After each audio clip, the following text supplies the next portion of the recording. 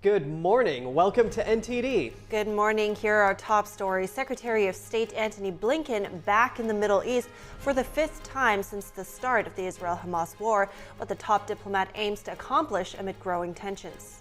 It's been just a couple of days since the bipartisan border bill was unveiled, but could support for its passage already be waning? What lawmakers are saying about it. New accusations of misconduct and prejudice against Fulton County DA Fani Willis. A co-defendant in Georgia's election case argues for her disqualification in a court filing yesterday. Former President Trump said he would impose tariffs on China if elected again in November. What this could mean for U.S. and China relations with the host of NTD Business. California hit with heavy rains, flooding, mudslides disrupted travel, and hundreds of thousands with no power. The governor issuing a state of emergency. A face-off in Nevada between former President Trump and Nikki Haley, or not? Why Nevada has two separate contests and what this means for the two Republican candidates. Shen Yun Performing Arts completes 10 shows in London, leaving audience members amazed at the artistry of the performance. Hear what they had to say.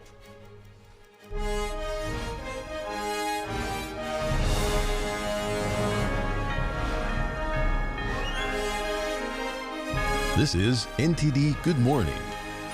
Live from our global headquarters, here are Evelyn Lee and Kevin Hogan. Welcome to NTD. Welcome. Today is Tuesday, February 6th. And first of all, Antony Blinken has his hands full for sure this time. For one, Israel and Hamas can't agree on some of the key parts of negotiations when it comes to hostage release. Yeah, not only that, but Israel's not on board with the U.S. idea of a Palestinian state. And those Iran-backed fighters, they don't seem to be deterred by U.S. military pressure all that much. Right, and that's a part of our top news this morning because Secretary of State Antony Blinken is back in the Middle East for the fifth time since the October 7th terrorist attack on Israel. The top diplomat met with Egypt's president in Cairo today and is heading for Qatar, then Israel next. Blinken was in Saudi Arabia yesterday to meet with the Crown Prince. Washington is pushing to normalize relations between Arab countries and Israel and stop the war in Gaza from spreading. The State Department says meetings are focused on advancing hostage ceasefire talks, humanitarian aid, and plans for Gaza after the war. So for a closer look now at Blinken's visit, we bring in Alex Trayman. He's the Jerusalem Bureau Chief for the Jewish News Syndicate. Good morning, Alex. Good to see you. So first, Blinken, like I said, hands full. He also wants to reduce tensions and de-escalate the situation in the region. So tell me more about the stops he's making there first to achieve this and the diplomatic efforts on this end. Well, Blinken has already landed in Egypt, and after that he'll be in Qatar, and then he'll be in Israel. And he's definitely trying to advance some kind of a deal that would enable Israel to get back the over 136 hostages that are still inside Gaza, many of them believed to be dead even at this point, and also negotiating with Qatar, which has a tremendous influence over Hamas, many of Hamas's leaders in that country. And what they're going to try to do is to arrange for a hostage exchange with a prisoner swap of terrorists that are sitting in Israeli jails, and then also to try to get as long of a humanitarian pause in the fighting as possible. But it's believed here in Israel that the goal of Blinken on his trip is to try to negotiate as long a pause as possible that would make it very, very hard for Israel to renew hostilities at the end of such an arrangement. And it's not likely that Israel's would be willing to agree to such a pause at this time. So in terms of that hostage deal, Israel's prime minister, of course, is still talking about a total victory, while Hamas wants the end to the war, as you mentioned. So what kind of concessions do you think either side could be willing to make to move closer to a deal? Is that possible? I think the only way Israel would agree to such a deal is if they would get back hostages for a very, very limited pause. Anything that's an extended pause, like we've heard about in recent reports of a 6-week pause or something, is something that I think Israel is very, very unlikely to do because they've expended so much energy and effort and lives on the ground in order to get to where they've gotten so far, which is to take out about 75% of Hamas's capabilities and their top leadership, that they're not likely to stop unless they have a full victory that they can show their citizens. So if there should be, some sources say we might be moving closer, but if there should be a ceasefire in Gaza, how would that impact the broader situation in the Middle East? Some analysts were saying, for example, that it would take away reasons for other militant groups to carry out the attacks on U.S. bases. So can you talk a little more on how the hostage deal and the situation in Gaza could affect the broader situation there? Well, certainly many of the Iranian-backed proxies in the region, including the Houthis and Hezbollah and several other smaller proxies that are in Iraq and Syria and Jordan, have all said that they'll continue their attacks as long as Israel is operating inside of the Gaza Strip. And yet we see that the tensions between Israel and Hezbollah in southern Lebanon continue to ramp up step by step. And it's believed that here inside Israel that after major hostilities conclude in Gaza, that the IDF is very, very likely to launch a ground incursion into southern Lebanon, because Israel believes that Hezbollah is a much more potent threat to the Jewish state than Hamas ever was. And Israel's already evacuated tens of thousands of citizens from their homes along the northern border and can't really return them until that threat's been eliminated. So one last question here before we wrap things up. Blinken also met with Saudi's crown prince, who said that they're still interested in Saudi-Israel normalization, but only with irrevocable steps toward a two-state solution. So how possible do you think that still is? I think it's really important to understand that the Saudis are less interested in the Palestinian cause than the Americans. It's the Americans that are pushing any kind of brokered normalization between Israel, that it must include a Palestinian state or a path towards Palestinian statehood. But I don't think at this point that Israel is going to be bribed or blackmailed with Saudi normalization. Saudi-Israel relations right now are very strong, stronger than most people realize, and formal normalization is something that will happen in its time, but not during a war. It will happen after the war is over, and it may happen even without any kind of steps that would aid the Palestinians towards statehood. Thank you, Alex Trayman, for your insights this morning. Thank you. The Senate border deal that would include aid to Ukraine and Israel now appears on shaky ground. This amid growing opposition from both Senate and House Republicans. NTD's Daniel Monahan has more on what lawmakers are saying about the bill.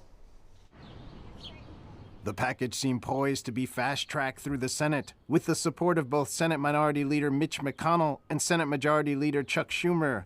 But the border security measures, including a provision that mandates a border shutdown when 5,000 illegal immigrants enter in a day, have drawn fierce blowback from conservatives. And in a turnaround, McConnell on Monday night recommended senators vote no to a procedural vote on Wednesday to begin debate on the bill. Senator James Lankford said the bill would make a significant difference in the way the U.S. handles asylum. For years, there have been loopholes that have been exploited in our asylum laws. This closes those loopholes so we can identify faster legitimate asylum seekers. Lankford says the bill would increase deportation flights, detention, and rapidly change how hearings and screenings are done. So it doesn't take 10 years as it does now. It takes weeks to months so that we can turn people around faster. If you don't have rapid consequences, you don't have consequences at all. Senator Chris Murphy says the bill helps cities and their mayors by giving the migrants work permits so they don't end up in homeless shelters and on the street.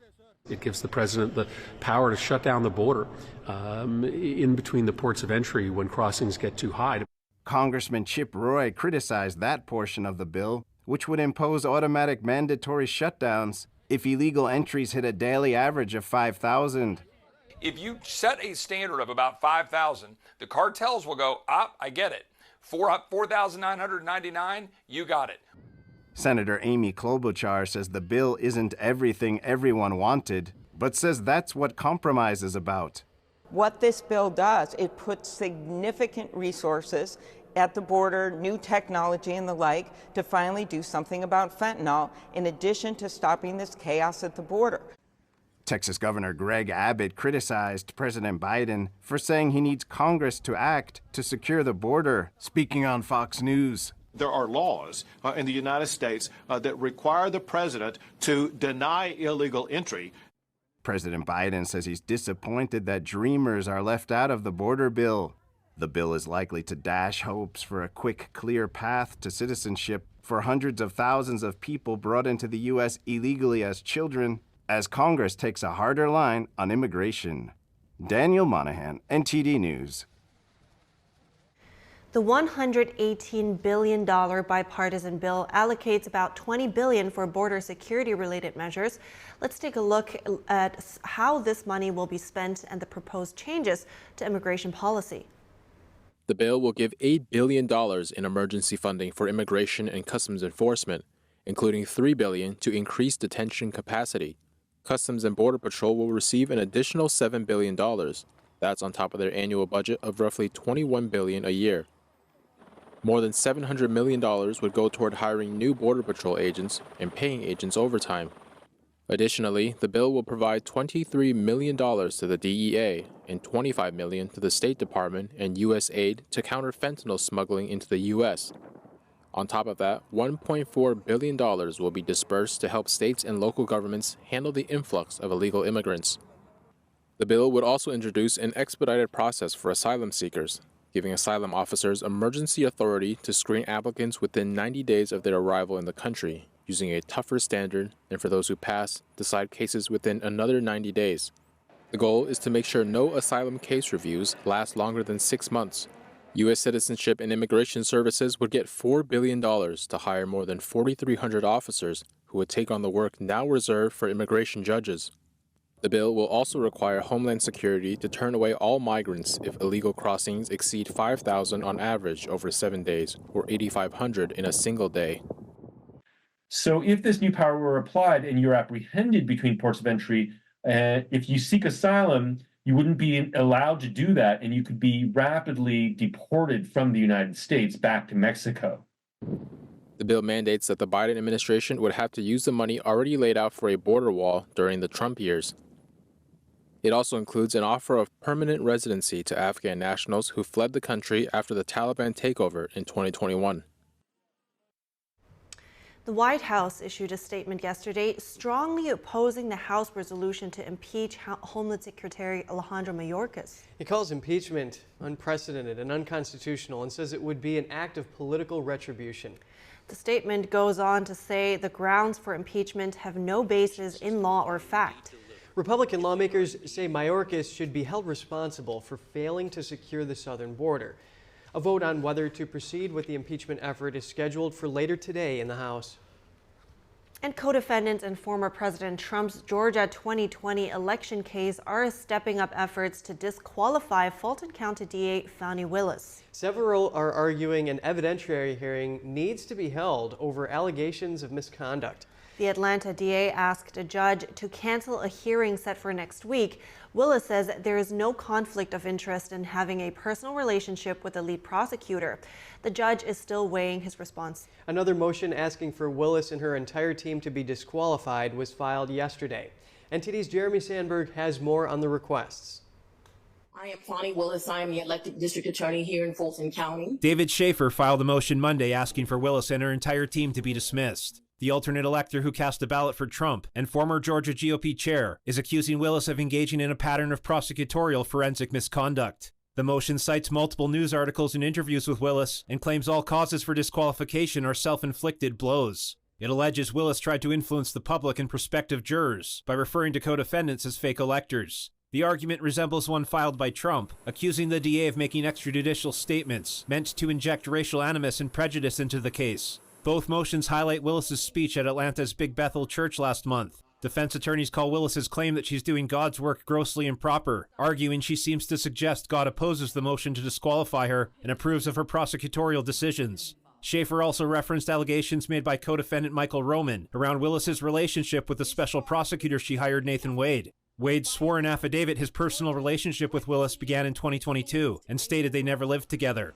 Roman's attorney, in a filing last Friday, told the judge an evidentiary hearing set for next week is needed because she has witnesses who can testify Wade and Willis had shared an apartment and were more than just friends as early as 2019. Schaefer, in a separate motion, asked for a change of venue, claiming he can't get a fair trial in Fulton County. Trump, seeking to stay on Colorado's GOP ballot, submitted his final written argument Monday to the U.S. Supreme Court. He noted unprecedented wins in the Iowa caucuses and New Hampshire primary, arguing his disqualification would betray the nation's respect for democracy. Justices are set to hear oral arguments in the case Thursday. Jeremy Sandberg, NTD News. Mississippi's top court is scheduled to hear arguments today in a case involving a state law that would put $10 million of federal pandemic relief money into grants for private schools. A lower court judge blocked the law after a nonprofit group sued the state. The group argued the grants would give private schools a competitive advantage over public schools.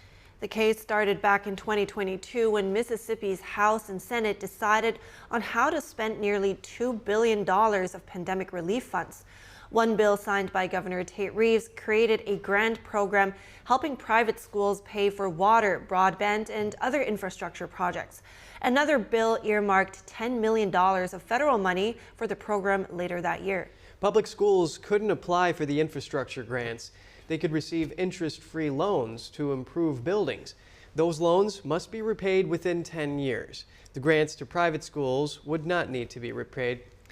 The state attorney general's office wrote in a filing to the Supreme Court that public school students have benefited massively from federal pandemic relief money, much more so than private schools.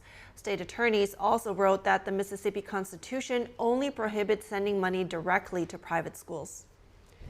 Stay with us 1 year after the deadly earthquake in Turkey and Syria, how locals are rebuilding their lives as they criticize government officials for not doing enough. In China, state-backed investors are dumping a lot of money into the country's stock market, maybe avoiding a downturn, but investors have doubts on for how long. Analysis on what this means for Americans.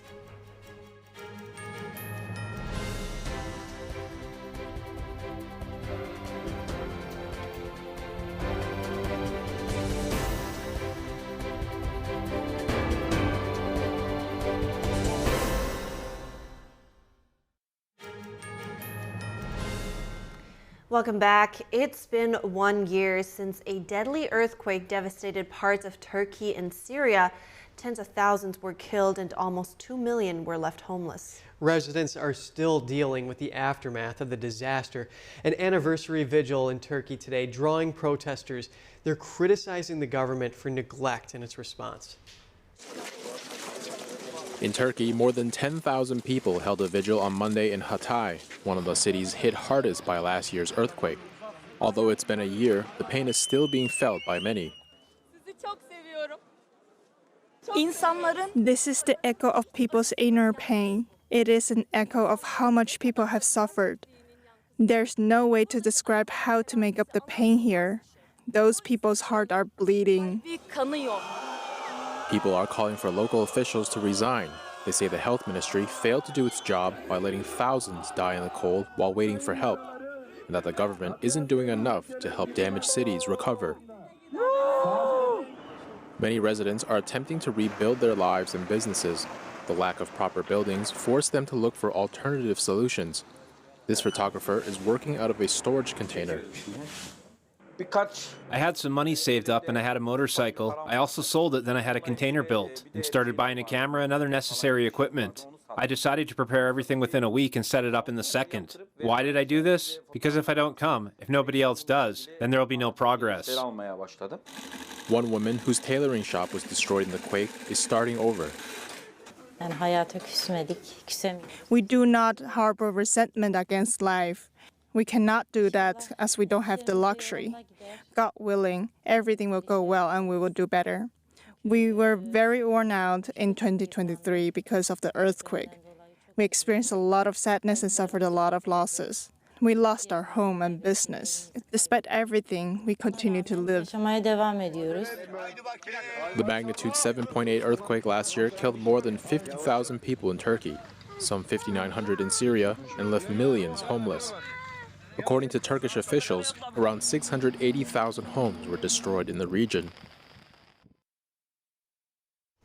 More international news for an update on China's economy and stock market, which is seeing big sums of money pumped in by state-backed investors. Please welcome Kevin Freeman, the producer and host of Economic War Room and the author of Pirate Money.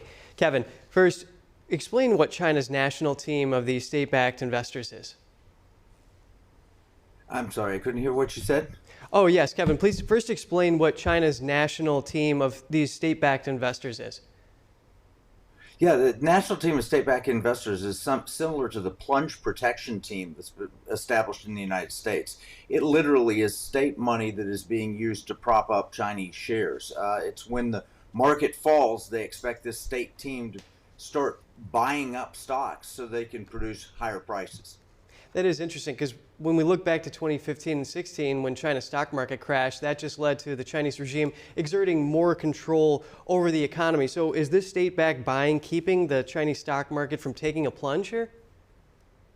Well, the Chinese stock market has taken a substantial plunge so far to date. There was a big rally last night, 5% across most of Asia, based on the hope that Xi Jinping will throw more money in or do other measures. But this is not a sustainable way for you to protect a stock market. I mean, unfortunately, investors in China and around the world have come to expect just regular and ongoing upward gains. That's not normal for stock markets. China is especially vulnerable because they depend on so much American capital and really Western capital. And the investors there in China are begging America, please come back. The rest of the world, please come back. So why have they left? Well, they've lost confidence in the Chinese governance. Literally, they're seeing a nation that is flaunting international rules, trying to use the Belt and Road Initiative to advance their interests. This is not an economic-based regime. They used to say it was capitalism with Chinese characteristics. What in fact it was a Marxist plan to control the world. So what does the regime's efforts here to bolster the stock market all mean for Americans? Well, if you're invested in China, then you're hoping that you can get a little higher prices before you have to get out. But bottom line is that American investors in China cannot expect that this is a brand new way of investing, as they did 5-10 years ago. They said, oh, China is perfect in investing because it's a managed economy. No, capitalism has its rules, and free markets have both their ups and their downs. So what's China's economy like right now, Kevin? China's economy is very weak. It's been built on a house of cards. It's been built on abuses of the system. It's been built on slave labor in some cases. It's been built on manipulation of foreign investors. Yeah, we've seen those allegations against companies like Temu selling these clothes for just like a few dollars, even pennies at times.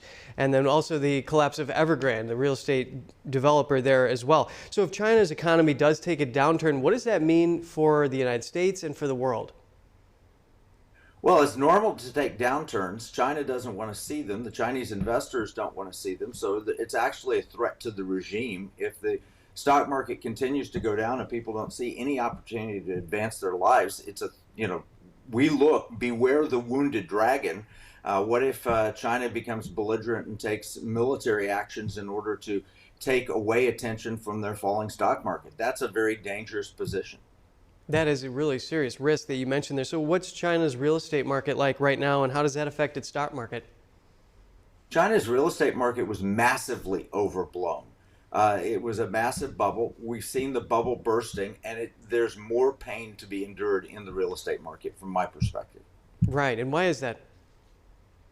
Well, because if you overprice things, eventually what goes up must come down.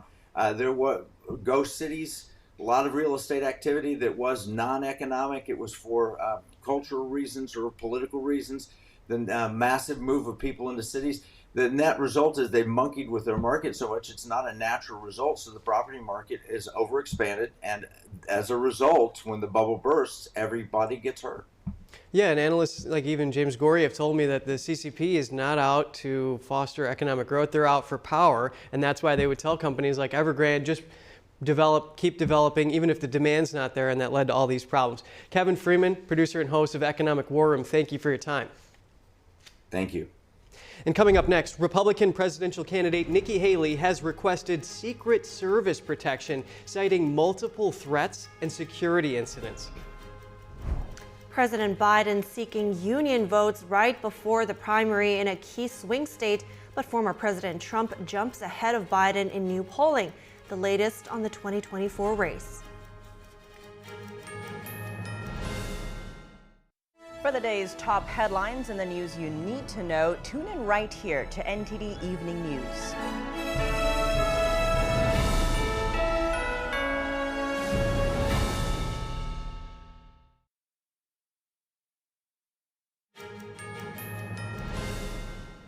Thanks for staying with us. A Republican presidential candidate, Nikki Haley, has applied for Secret Service protection following threats on the campaign trail. It's unclear when the former South Carolina governor made the request. She has had a visibly heightened security presence with her for roughly a week. There were reports of 2 swatting incidents in recent months at Haley's home in South Carolina, one of which occurred while her parents were there. That's when someone makes a hoax call to emergency services in order to dispatch a large number of armed police officers to a targeted location. The Secret Service provides protection only after it is authorized by the Secretary of Homeland Security, who consults with a Congressional Advisory Committee. In May 2007, when Senator Barack Obama was placed under protection, given the rising number of threats against him. President Biden and former President Trump both appealing to union workers as primaries are coming up in Nevada and South Carolina. NTD's White House correspondent Iris Tao has more. The Democratic primary in Nevada is happening on Tuesday, and President Biden spent his Monday touting his economic policies and seeking union votes in the key swing state in the 2024 race. Watch. I have a reputation and I'm proud of being the most pro-union president in American history. There's a simple reason for that. When unions are doing well, everybody does well. Not a joke. Back in 2020, Biden narrowly won Nevada by less than 3 percentage points. And Trump, meanwhile, is also appealing to union workers, including at an event last week here with the Teamsters. There's millions of people are pouring into the country. And that's a killer for the Teamsters, and I'm going to stop it. While Biden's been warning voters in Nevada about Trump's economic policies. Trump and his MAGA friends want to give another billion-dollar multi-billion-dollar tax cut to the super wealthy and the biggest corporations.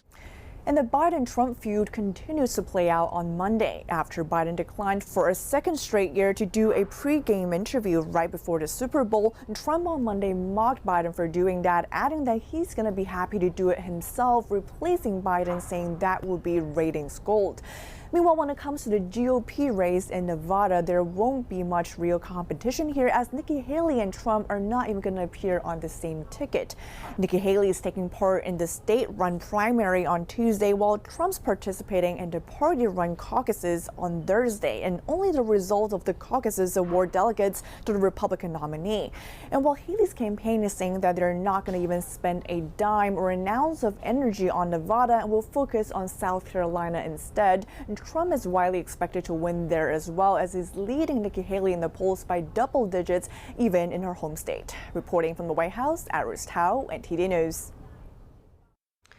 And Trump, in an interview yesterday, said he wants to debate President Biden immediately. Traditionally, there are 3 presidential debates running up to the general election. Trump says he wants to debate now for, in his words, the good of the country. And Nevada is holding its presidential primaries today. Biden and Haley are on the ballot, but not Trump, who will be participating in a caucus later this week. 2 voters in the Silver State weighed in on who they're supporting. I'm very conservative. Like I said, I was a police officer for 34 years. I'm not real happy with the federal government at this time. I'm concerned about immigration, illegal immigration, and things of that nature. I realize that he comes with a package of issues. Most human beings do. He hasn't done anything that I think a lot of other people have done. He kept his word on everything he said he'd do. He did it. I'm all for Biden. All for Biden, and I've seen, and like I've told you, I've seen the commitment of the government to fully support small businesses. Based from who I meet here at the restaurant, I think it's a mix. It's still half and half when it comes to the demographics of the voters. I think it's still like a difficult race to predict. Former President Trump and former UN Ambassador Nikki Haley will face off again for the Republican presidential nomination in Nevada this week. But because of legal disputes and political tactics, there are actually two separate contests. NTD's Andrew Thomas has the latest. The first contest is a state-run primary on February 6th. Haley chose to be on that ballot, even though she won't get any delegates from winning. This is an opportunity for Nikki Haley to build momentum by not only winning the Nevada primary, despite the fact that there aren't any delegates attached, but also being able to show her ability to draw from a broader range of different kinds of voters. The second vote is a caucus on February 8th, organized by the Nevada Republican Party. Only Trump will appear on that ticket. And because only candidates participating in the party-run caucus can compete for the state's 26 delegates, Trump is expected to win all of them. The Trump camp had gone sort of all over the country working on these state parties to try to get rule changes that would benefit the Trump camp. And Nevada is an example of a place where this definitely worked. A state law mandates that a primary must be held, but the Nevada GOP voted to stick with a caucus. This conflict resulted in two competing ballots. Caucuses tend to benefit candidates who have maybe not as big of a base, but a very highly motivated base. And I think that is a good way to describe Trump supporters here in Nevada. Trump has almost clinched the nomination after victories in Iowa and New Hampshire. Haley has vowed to stay in the race. Andrew Thomas, NTD News. Well, President Biden and Vice President Kamala Harris lead the presidential race for Democrats. The big question on the Republican side is who Trump would pick as his potential VP. NTD's David Lamb went to ask people near the Wall Street district in New York City. Here are some of the responses. Who do you think Trump will choose as his vice president? Nikki Haley. And why do you say that? Because he needs women, and I think he thinks, first of all, I think he probably thinks he can control her, and I think he wants a woman to be his running mate. Name I've seen the most is Tim Scott, so I guess I'm gonna go with Tim Scott. Vivek, yeah, I definitely believe Vivek, yeah. And why do you say that? Because they stand against the same exact things, and they stand with the same values. You get me? So they have basically the same values and the same principles and morals as each other. You get me? And as other Americans, you know, because we're kind of sick and tired of Joe Biden and the Democrats just ruining everything.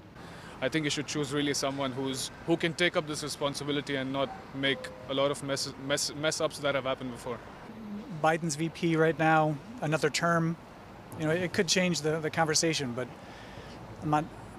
not enough for me to vote for Trump. I don't think so. We'll see who he chooses. I don't know who he will pick. I'm hoping he doesn't get a chance to pick a vice president. I think our country has had probably enough of Donald Trump.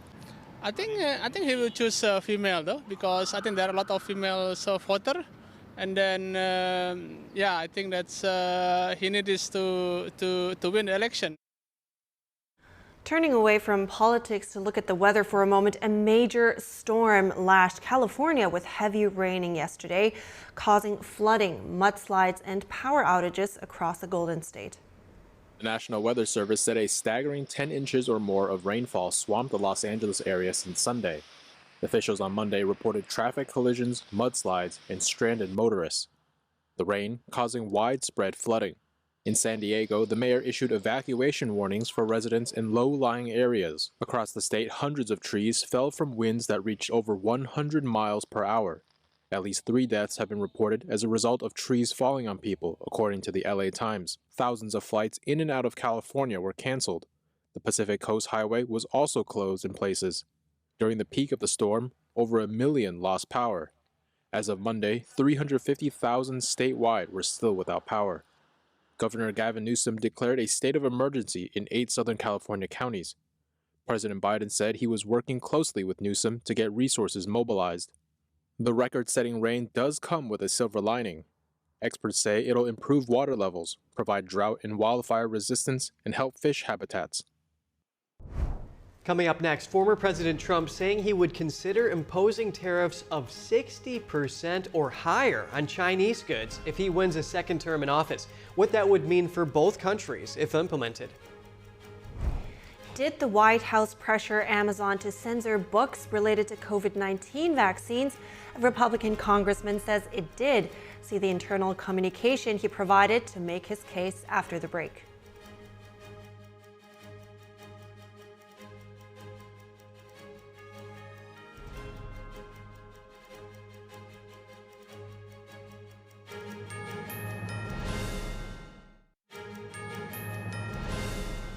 And we have with us now NTD business host Don Ma to give us the latest update from the financial world. So Don, what do you have for us about Trump and China?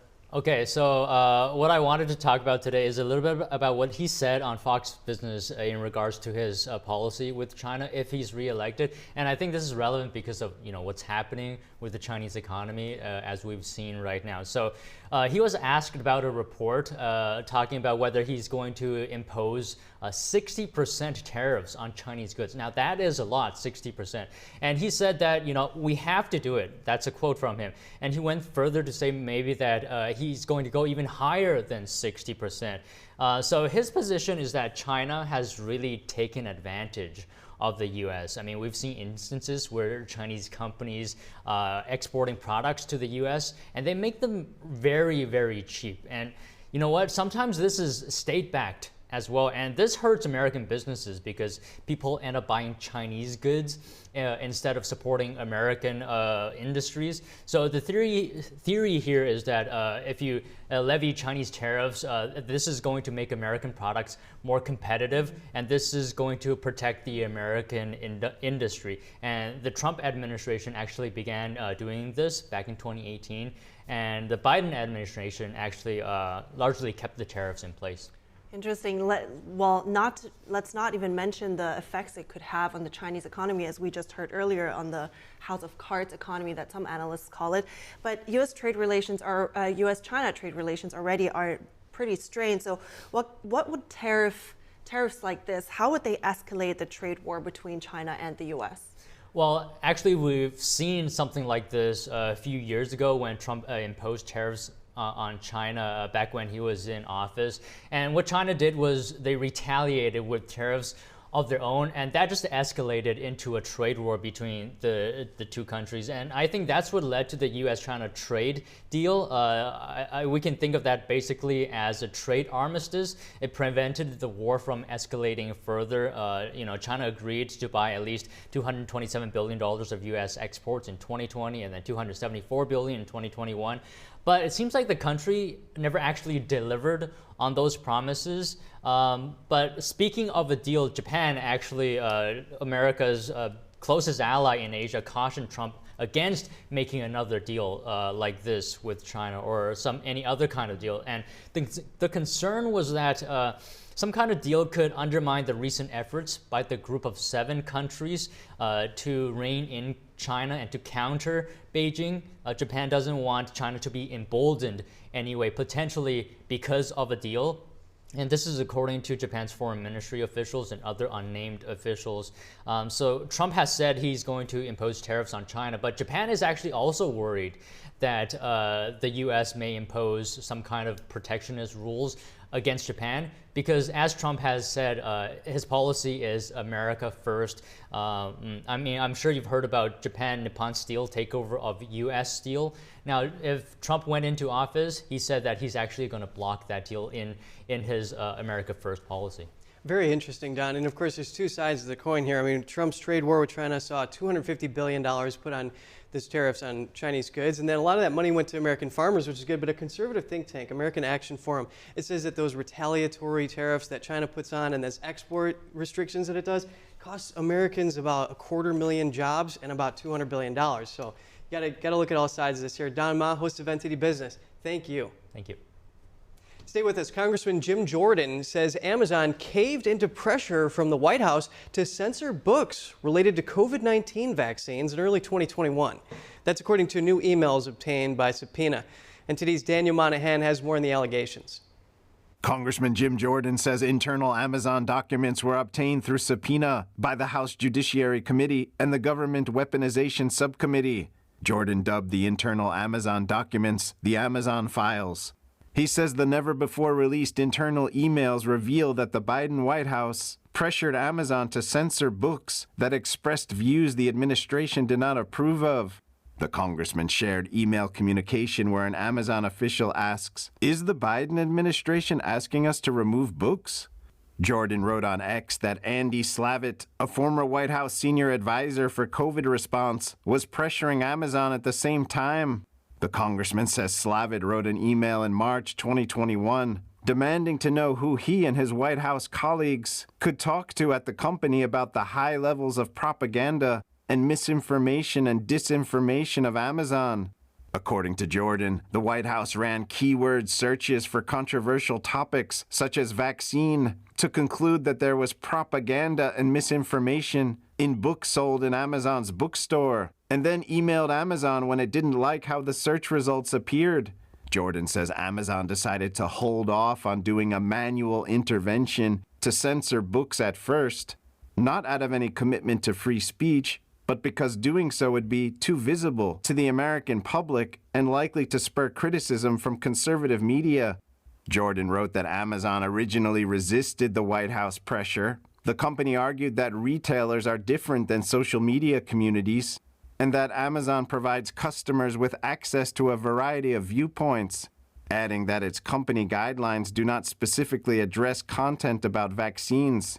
But eventually, the company implemented a do not promote directive on so-called anti-vax books on the same day Amazon representatives met with the White House. In March, the Supreme Court will hear oral arguments in a case initiated by attorneys general from Missouri and Louisiana. They alleged that the Biden administration collaborated with social media firms to stifle freedom of speech concerning the COVID-19 pandemic. Daniel Monahan, NTD News. Serious allegations, especially when it comes to censorship, should always be taken serious. Oh yeah, absolutely, and especially considering the fact that so many people buy their books from Amazon because it's such a big seller. Precisely, yeah, good point. And we're going to go to break now. Shen Yun Performing Arts completes 10 shows in London, leaving audience members amazed at the artistry of the performance. Hear what they had to say coming up.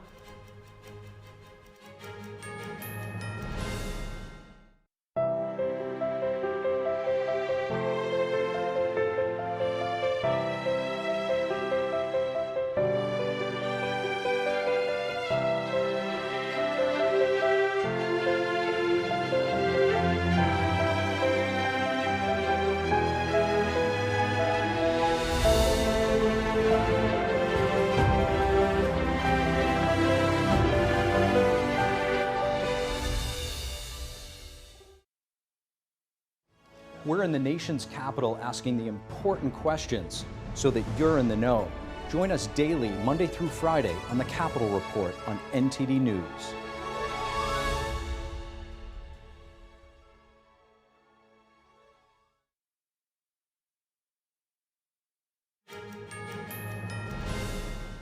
Thank you for staying with us. Shen Yun Performing Arts dazzled audience members at London's event team Apollo Theatre. The dance and music company just completed 10 shows there, with some theatergoers saying they felt transported to another world.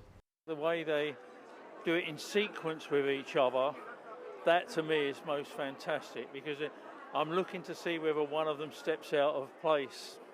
And there was not one piece, one position that I could see them out of place of. It's not through the words, it's through the expressive movements, it's through the song, the music, and it gives me tingles. It's really, really special.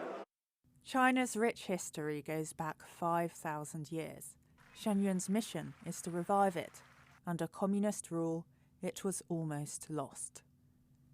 Shen Yun performances also include stories from modern-day China. People need to know what China was like before communism, before they were so oppressed. And I think they're very brave to come out here and tell it and tell their stories so that other people know what's happening and what's happened to them. A seamless blend of dancing, live music and a 3D backdrop transports the audience from ancient dynasties to heavenly scenes. I almost felt as if I was transported to a different realm, of celestial beings. That's how it felt. It was magical. This is totally unbelievable. This is the one-off. There's no other show like it in the world that I have encountered. Don't change it in any way. Your performance was fantastic. Audiences across the world have been touched by Shen Yun's energy, purity, and athletic beauty. Shen Yun is continuing to revive China's authentic culture on its 2024 UK tour. Shen Yun's London shows are coming to a close, but it will continue its UK tour in cities including Liverpool and Manchester. Jane Merrill, NTD News, London. Talk of celestial beings, that's pretty cool. Yeah, it looks beautiful, definitely. And we actually have something special coming up on that, because in a first and exclusive interview with NTD, Jessie Browdy, a principal dancer of Shen Yun Performing Arts, tells us about life as a dancer for the world-renowned classical Chinese dance company. What was the training process like, and how did classical Chinese dance become his career of choice? And we were also joined by his dad, who recalled the difficult decision to send his then teenage son away to school and how he knew it was the right choice. Watch the full interview exclusively on NTD Good Morning this Wednesday at 7 a.m. Eastern Time. Yeah, it was definitely interesting to hear, how much work and what kind of work each individual puts into a big show like that. And of course, also the parents' stress and nerves before sending their child away. Yeah, so give us a little bit of insight on what he was saying. Oh, I mean, it was because I don't want to tease too much, but Jessie was there talking about what his routine would look like during a day and how his first moments were in the school versus years on, what the meaning he found in his dance, and of course his dad, the worries he had, and then versus also years on, when he had finally that sigh of relief and that moment of, oh, I did the right thing. Wow. Yeah, you got to be really diligent for something like that. So quite a journey and very deep things we were able to talk about. But right now we are heading into a quick break, but we'll be back in just a minute.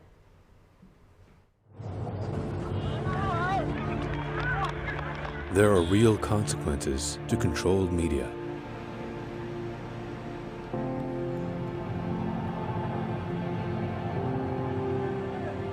And NTD's founders know them firsthand. Our freedom of thought is the price. This is the lesson that guides us in everything we do. Yeah, so there's the tear gas there. We know the value of a free society. And we take seriously the responsibility to preserve it. We are NTD.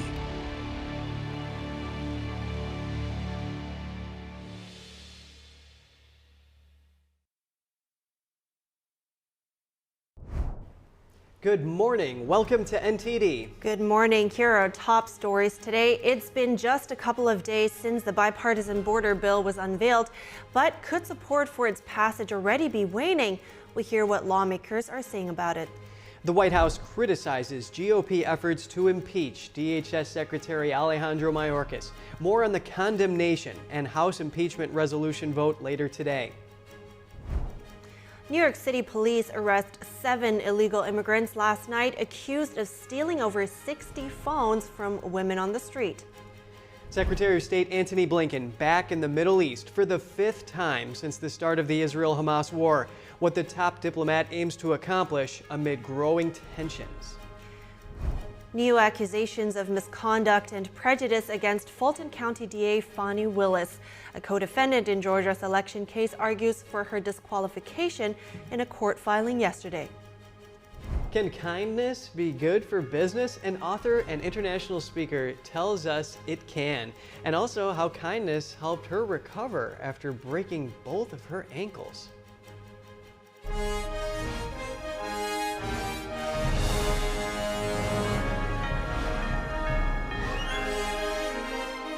This is NTD Good Morning. Live from our global headquarters, here are Evelyn Lee and Kevin Hogan. Welcome to NTD. Welcome, everyone. Today is Tuesday, February 6th. In our top news today, Senate border deal that would include aid to Ukraine and Israel now appears on shaky ground. This amid growing opposition from both Senate and House Republicans. NTD's Daniel Monahan has more on what lawmakers are saying about the bill. The package seemed poised to be fast-tracked through the Senate, with the support of both Senate Minority Leader Mitch McConnell and Senate Majority Leader Chuck Schumer. But the border security measures, including a provision that mandates a border shutdown when 5,000 illegal immigrants enter in a day, have drawn fierce blowback from conservatives. And in a turnaround, McConnell on Monday night recommended senators vote no to a procedural vote on Wednesday to begin debate on the bill. Senator James Lankford said the bill would make a significant difference in the way the U.S. handles asylum. For years, there have been loopholes that have been exploited in our asylum laws. This closes those loopholes so we can identify faster legitimate asylum seekers. Lankford says the bill would increase deportation flights, detention, and rapidly change how hearings and screenings are done. Congressman Chip Roy criticized that portion of the bill, which would impose automatic mandatory shutdowns if illegal entries hit a daily average of 5,000. If you set a standard of about 5,000, the cartels will go, I get it. 4,999, you got it. Senator Amy Klobuchar says the bill isn't everything everyone wanted, but says that's what compromise is about. What this bill does, it puts significant resources at the border, new technology and the like, to finally do something about fentanyl, in addition to stopping this chaos at the border. President Biden says he's disappointed that dreamers are left out of the border bill. The bill is likely to dash hopes for a quick, clear path to citizenship for hundreds of thousands of people brought into the U.S. illegally as children, as Congress takes a harder line on immigration. Daniel Monahan, NTD News.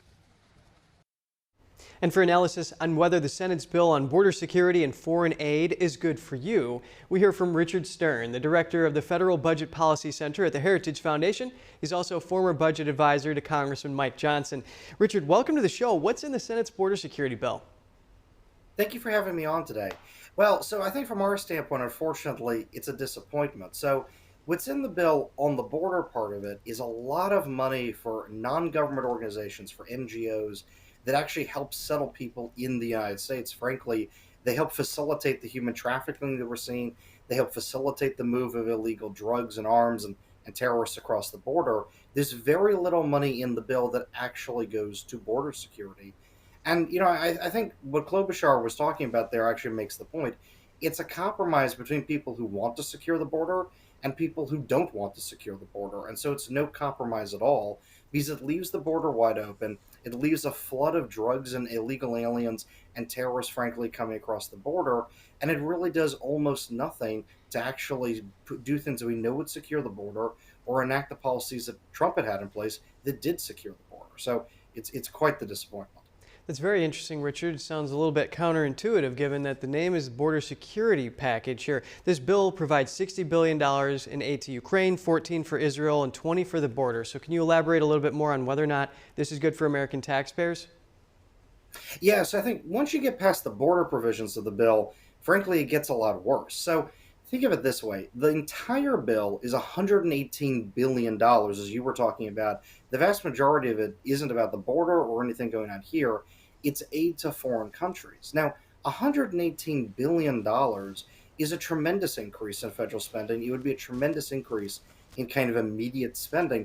That's going to put even more pressure on inflation, on interest rates. So Americans are going to see that in rising prices. They're going to see that in mortgages being even more unattainable for millions of Americans. So, you know, there's plenty of wasteful spending in the government. There are plenty of ways we could pay for this if you really felt we needed this money for key allies like Israel. But the truth is, even then, let's take a look at the $60 billion for Ukraine.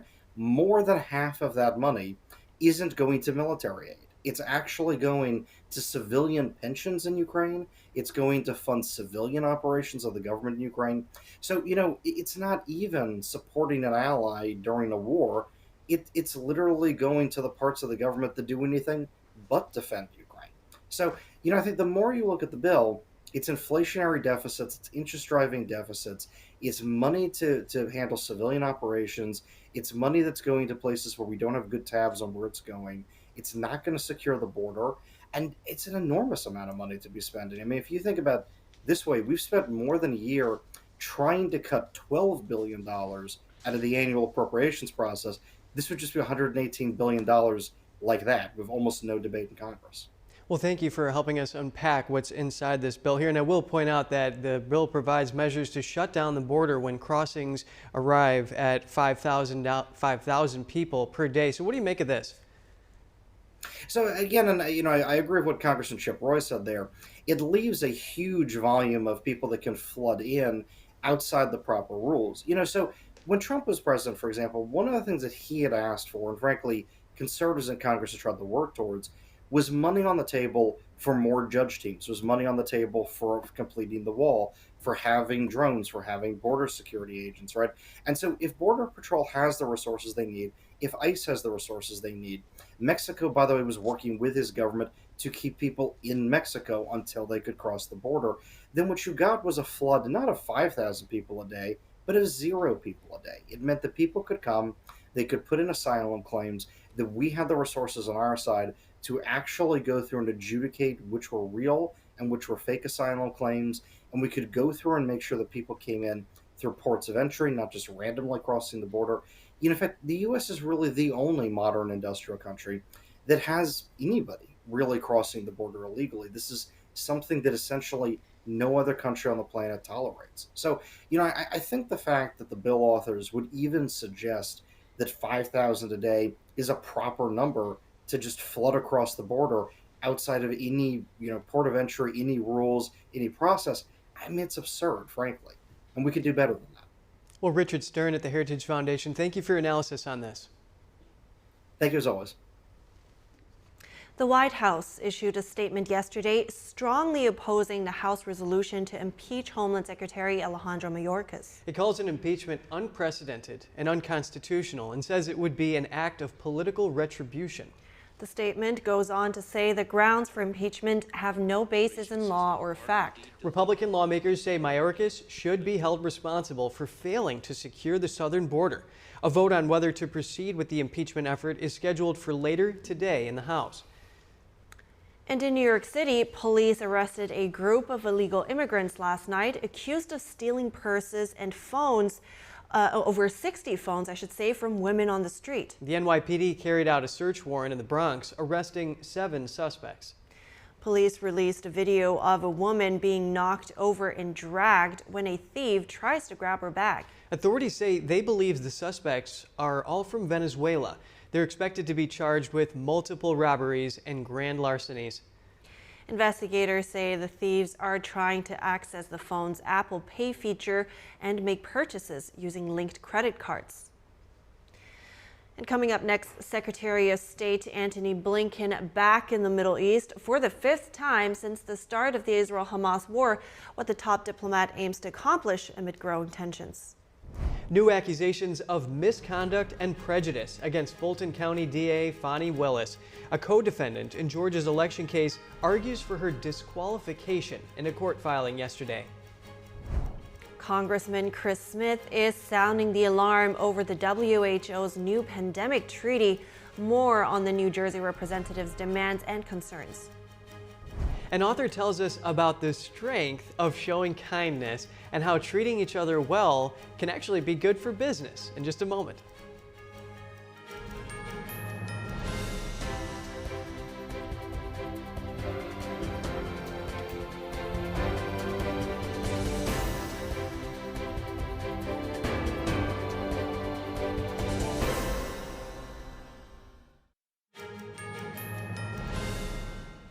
Good to have you back. Secretary of State Antony Blinken is back in the Middle East for the 5th time since the October 7th terrorist attack on Israel. The top diplomat met with Egypt's president in Cairo today and is heading for Qatar, then Israel next.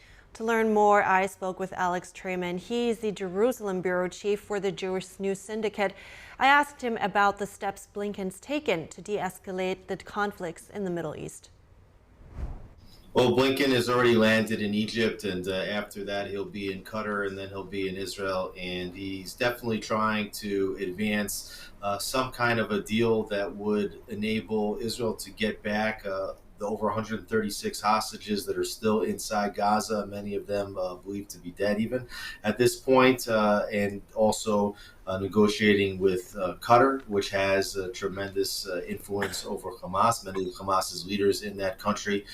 And what they're going to try to do is to arrange for a hostage exchange with a prisoner swap of terrorists that are sitting in Israeli jails, and then also to try to get as long of a humanitarian pause in the fighting as possible. But it's believed here in Israel that the goal of Blinken on his trip is to try to negotiate as long a pause as possible that would make it very, very hard for Israel to renew hostilities at the end of such an arrangement, and it's not likely that Israel's would be willing to agree to such a pause at this time. So in terms of that hostage deal, Israel's prime minister, of course, is still talking about a total victory, while Hamas wants the end to the war, as you mentioned. So what kind of concessions do you think either side could be willing to make to move closer to a deal? Is that possible?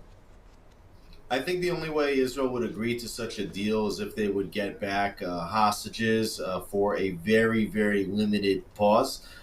Anything that's an extended pause, like we've heard about in recent reports of a 6-week pause or something, is something that I think Israel is very, very unlikely to do because they've expended so much energy and effort and lives on the ground in order to get to where they've gotten so far, which is to take out about 75% of Hamas's capabilities and their top leadership, that they're not likely to stop unless they have a full victory that they can show their citizens.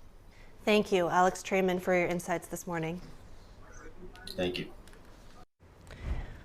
Co-defendants in former President Trump's Georgia 2020 election case are stepping up efforts to disqualify Fulton County DA Fani Willis. Several are arguing an evidentiary hearing needs to be held over allegations of misconduct. The Atlanta DA asked a judge to cancel a hearing set for next week. Willis says there is no conflict of interest in having a personal relationship with the lead prosecutor. The judge is still weighing his response. Another motion asking for Willis and her entire team to be disqualified was filed yesterday. NTD's Jeremy Sandberg has more on the requests. I am Fani Willis. I am the elected district attorney here in Fulton County. David Schaefer filed a motion Monday asking for Willis and her entire team to be dismissed. The alternate elector who cast a ballot for Trump and former Georgia GOP chair is accusing Willis of engaging in a pattern of prosecutorial forensic misconduct. The motion cites multiple news articles and interviews with Willis and claims all causes for disqualification are self-inflicted blows. It alleges Willis tried to influence the public and prospective jurors by referring to co-defendants as fake electors. The argument resembles one filed by Trump, accusing the DA of making extrajudicial statements meant to inject racial animus and prejudice into the case. Both motions highlight Willis's speech at Atlanta's Big Bethel Church last month. Defense attorneys call Willis's claim that she's doing God's work grossly improper, arguing she seems to suggest God opposes the motion to disqualify her and approves of her prosecutorial decisions. Schaefer also referenced allegations made by co-defendant Michael Roman around Willis's relationship with the special prosecutor she hired, Nathan Wade. Wade swore in affidavit his personal relationship with Willis began in 2022 and stated they never lived together. Roman's attorney, in a filing last Friday, told a judge an evidentiary hearing set for next week is needed because she has witnesses who can testify Wade and Willis had shared an apartment and were more than just friends as early as 2019. Schaefer, in a separate motion, asked for a change of venue, claiming he can't get a fair trial in Fulton County. Trump, seeking to stay on Colorado's GOP ballot, submitted his final written argument Monday to the U.S. Supreme Court. He noted unprecedented wins in the Iowa caucuses and New Hampshire primary, arguing his disqualification would betray the nation's respect for democracy. Justices are set to hear oral arguments in the case Thursday. Jeremy Sandberg, NTD News. New Jersey Congressman Chris Smith sounding the alarm on the World Health Organization's pandemic treaty. He held a press conference yesterday highlighting concerns over potential WHO overreach, infringement on U.S. sovereignty, and a host of other issues. The treaty, announced in March of 2021, aims to enhance international cooperation to improve preparedness for the next potential pandemic. But Smith said far too little scrutiny has been given to the agreement. The treaty, which will be legally binding, promises a sustainable funding mechanism that'll rely on annual monetary contributions to the WHO. It's unclear, Smith said, whether the Biden administration intends to submit this treaty agreement to the Senate for its approval. Whether it's Ebola, HIV/AIDS, cholera, or COVID-19, or any other pandemic we've had to face, Americans have been extremely generous and have relied on U.S. agencies which are accountable to the American people to make recommendations and decisions concerning allocation of funds, not unelected bureaucrats at W.H.O. New Jersey. Alongside Smith were several experts, all of whom laid out their concerns with the proposed treaty. A section of the treaty would require countries to implement pandemic prevention and public health service plans that are consistent with international health regulations. I submit to you that it's going to be done through vaccine passports, although they're not going to call them vaccine passports. They're going to call them digital IDs. The purpose of these IDs, the WHO says, is to monitor if people are sick and whether they are vaccinated. But Littlejohn says their scope could be much broader. But if you look on the World Economic Forum website, there's a chart about what you're going to have a digital ID to do, which is access health care, travel, have a bank account, shop online, pay your taxes, vote. Smith said the new treaty would give the WHO unprecedented power. And if and when there is a pandemic, they will be able to say to country X, Y, and Z, we demand, we don't ask, we demand, we don't request, we demand at least 20% of the costs of that pandemic, whatever it is, vaccinations that have to be paid for, we take it, we now control it, and we disseminate it. The congressman is demanding that more questions be asked of WHO before Americans accept any agreement from the international body. Something more uplifting for the end of the show. Being kind to others gives more than just a warm, fuzzy feeling. It can actually make companies more productive, according to Jill Lublin, the author of The Profit for Kindness. She tells us more about this and how kindness helped her in her recovery after unfortunately breaking both of her ankles on a business trip to Vancouver, Canada. It's great to be here. And kindness played into my recovery because the reality was I couldn't have recovered if so many people weren't kind to me. I actually had an accident and I had a coach who stopped the payments. He said, until you get back on your feet, literally. And I had assistance, I had support, I had a team, because no longer could I, be Superwoman and do everything. I really had to have people be kind to me. It was an amazing, eye-opening. I'm so glad that all worked out for you and that you were able to get the support that you need so that you can go on and do great things telling people about kindness. So how does kindness translate into leadership skills? Well, what I noticed in writing The Profit of Kindness is that kind companies, well, they have happier employees, they have happier customers, they tend to do great on the bottom line. I noticed that companies that I consult with, same thing. When there are kindness programs in place or there are kind cultures, everybody's happier. Kindness is free and yet it produces great results. That is amazing. And we all know of the golden rule, but what's the platinum rule? Oh, the platinum rule is a conscious act of kindness every single day, right?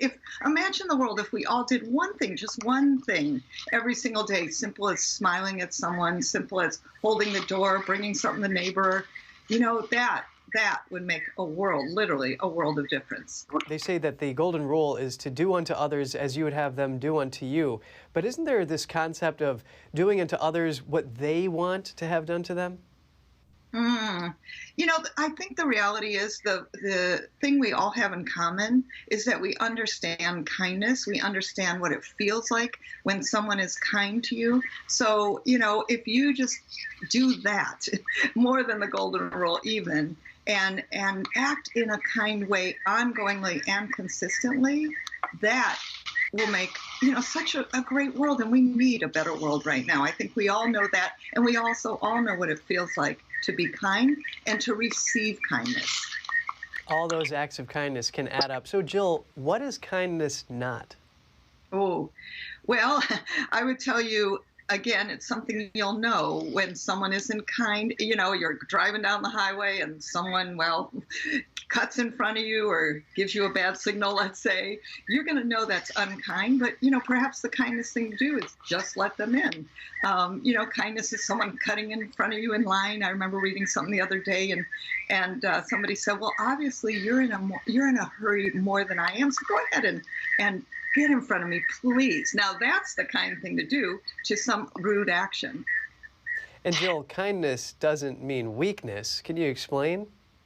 Yeah, you know, it's not a rollover kind of thing. I mean, I remember being on a cruise ship and a woman came into the spa and she was, shall we say, yelling at the spa person behind the desk. And the woman said, you know, people are here to relax. Your strong voice and intense tone is taking away from the relaxation. Why don't we come into another room and I will listen to everything you say and let's resolve this problem. That is not weak. That's very strong. That's very powerful. And that's very kind, but also takes somebody who wasn't kind in another place. So it is about having boundaries and being kind even in those boundaries. Jill Lublin, the author of The Profit of Kindness. Thank you for your time. Thank you. What a great interview. Yeah, and I love how she said, or how you brought it up too, that kindness isn't weakness, because a lot of times it's just a matter of knowing or being aware that other people live and operate in such a much larger context than we could ever be aware of, right? Yes, one form of strength. And to that platinum rule, do unto others as they would want have done to them. For example, there's this career website that's showing that if this communication style, if someone wants detailed instructions, then make sure to go and provide that with them, and then they can do better in their job. Oh, yeah, interesting. Look at that, has a business benefit here as well. So right now we are reaching the end of our show, but we'll keep you updated, of course, with the latest information. So stay tuned for our News Today broadcast at 11 a.m. Eastern Time. Thanks for watching. I'm Evelyn Lee. And I'm Kevin Hogan.